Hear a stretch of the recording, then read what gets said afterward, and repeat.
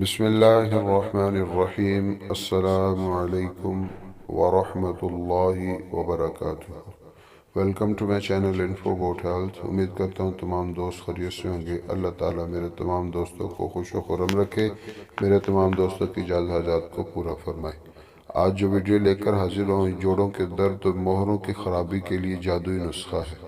آج کل تازہ مارکیٹ میں کچی ہلدی سبزی آ رہی ہے۔ یہ ادرک جیسی معلوم ہوتی ہے، موٹائی میں کافی چھوٹی اور ادرک جیسی ہوتی ہے۔ ہلدی بھارت اور پاکستان میں کاشت کی جاتی ہے۔ سب سے زیادہ اس کی کاشت بھارت میں ہوتی ہے۔ کیمیائی تجزیہ کے مطابق ہلدی میں potassium, calcium, phosphorus, sodium, vitamin A, B, C بڑی مقدار میں موجود ہوتا ہے۔ اس میں پوٹاشیم دل اور بلڈ پریشر کو کنٹرول کرتا ہے، آئرن سرخ خلیوں کو بڑھاتا ہے، خون کی کمی کو دور کر کے صاف کرتا ہے۔ ہلدی کے بے شمار فائدے ہیں کہ لکھنا چاہیں تو بہت بڑا ضخیم ناول بن جاتا ہے۔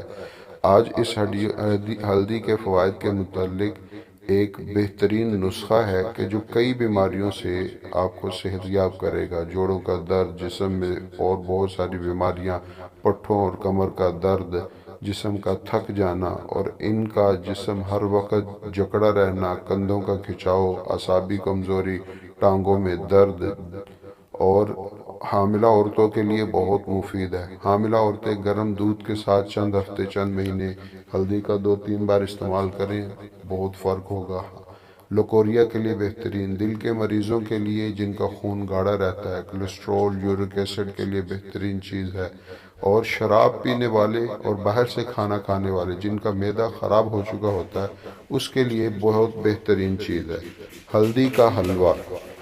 ہلدی کا حلوہ، اس کے اجزاء: کچی ہلدی آدھا کلو، بیسن آدھا کلو، چینی آدھا کلو، دیسی گھی آدھا کلو، کھویا آدھا کلو، چھوٹی الائچی کے دانے 1 کھانے کا چمچ، سونف 50 گرام، پستہ 100 گرام، بادام 100 گرام، 4 گوند 100 گرام یعنی ہر گوند 25 گرام، کمر کس 50 گرام، دودھ 1 پاؤ۔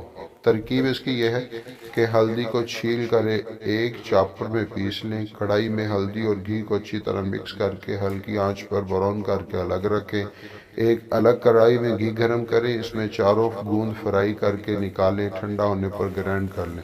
ایک کڑھائی میں بیسن اور گھی ڈال دیں، بیسن کے حلوے کے لیے بھونیں، پھر اس میں پیسے ہوئے بادام، پستہ وغیرہ ڈالیں۔